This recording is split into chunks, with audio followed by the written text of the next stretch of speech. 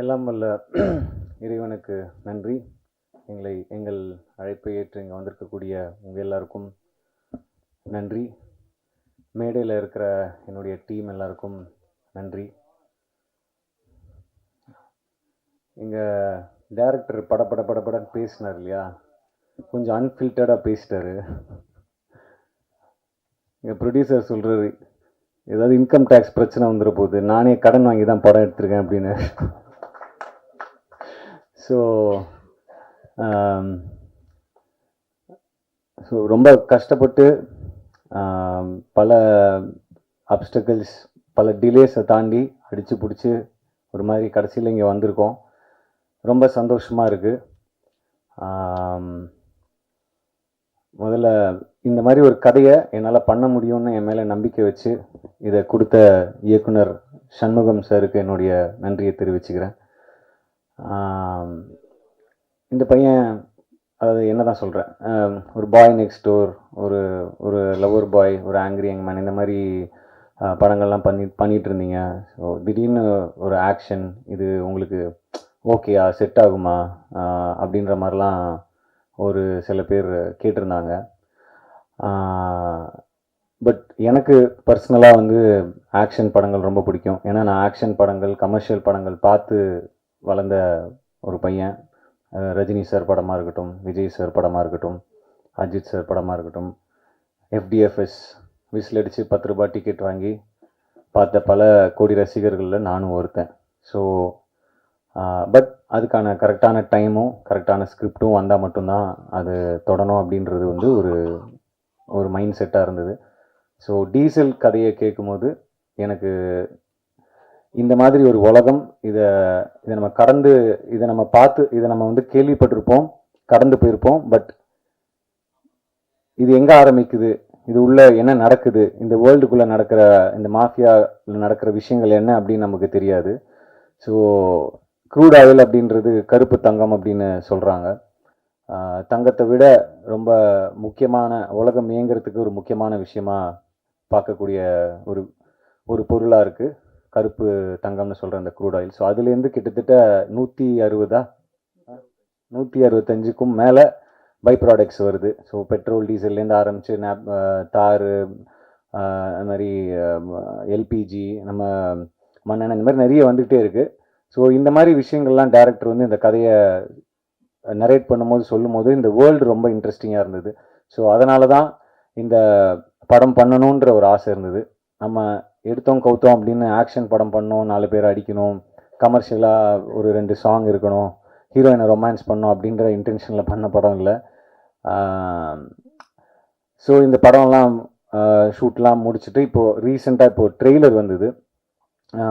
எனக்குள்ளேயே ஒரு சின்ன சந்தேகம் இருந்தது. சரி, உண்மையாகவே நம்ம கான்ஃபிடென்ஸோட பண்ணிட்டோம் அந்த படத்தை, ஆடியன்ஸ் இதை எப்படி பார்க்க போகிறாங்க, இந்த புது நான் எடுத்திருக்கிற இந்த ஆக்ஷன் அவதாரை எப்படி ரிசீவ் பண்ண போகிறாங்க அப்படின்ற ஒரு சின்ன தயக்கமும் ஒரு சின்ன பயமும் இருந்தது.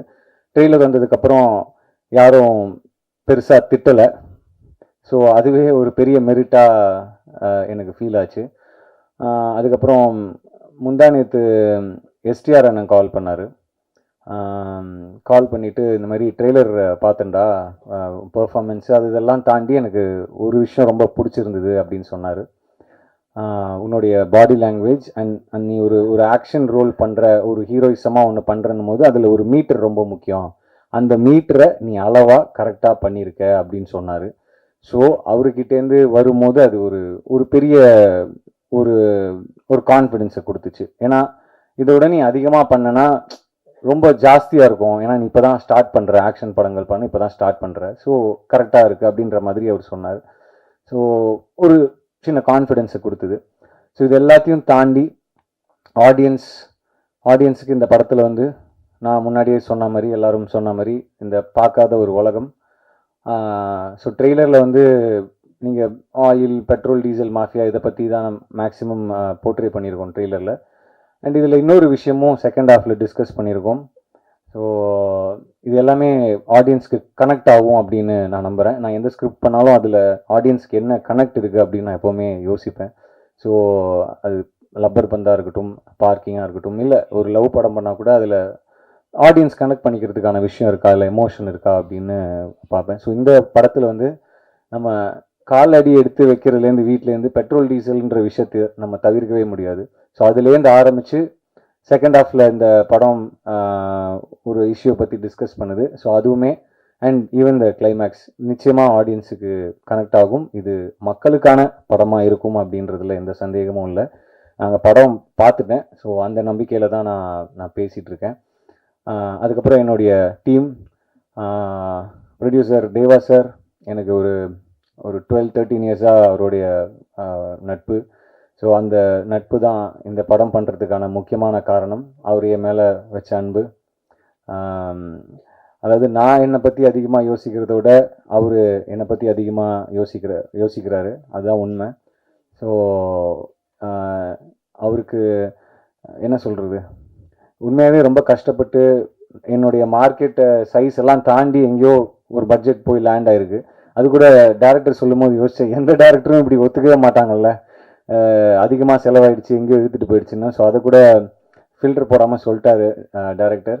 ஸோ ஆனால் அதான் உண்மை. ஸோ அதை தாண்டி பண்ணியிருக்கோம். அது ஒரு பெரிய ரிஸ்க் எடுத்திருக்கோம் தான் சொல்லணும். ஸோ அப்படி ஒரு விஷயத்த எனக்காக இந்த படத்து மேலே வச்சுருக்கிற அந்த ஸ்கிரிப்ட் மேலே, டேரக்டர் மேலே, எங்கள் டீம் மேலே ஒரு நம்பிக்கை வச்சு பண்ணியிருக்காரு. இந்த மாதிரி ப்ரொடியூசர்ஸ் ஜெயிக்கணும். கண்டிப்பாக சார் நீங்கள் ஜெயிப்பீங்க அப்படின்னு நான் நம்புகிறேன்.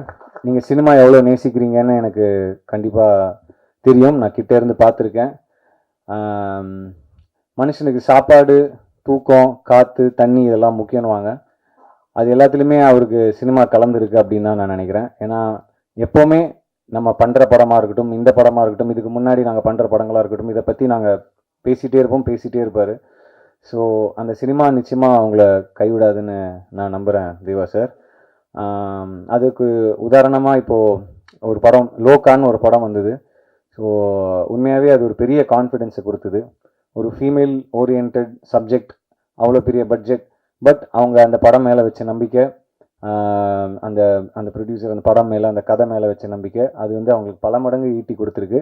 தயவு செஞ்சு நான் இந்த படத்தையும் அந்த படத்தையும் கம்பேர் பண்ணுறேன்றது மட்டும் தம்ப்நெயிலாக போட்டுறாதீங்க. நான் சொன்னது ஒரு எமோஷன், நான் சொன்னது அந்த ஸ்கேல், நான் சொன்னது அந்த ஒரு mind set as a producer தான் சொல்ல வரேன்.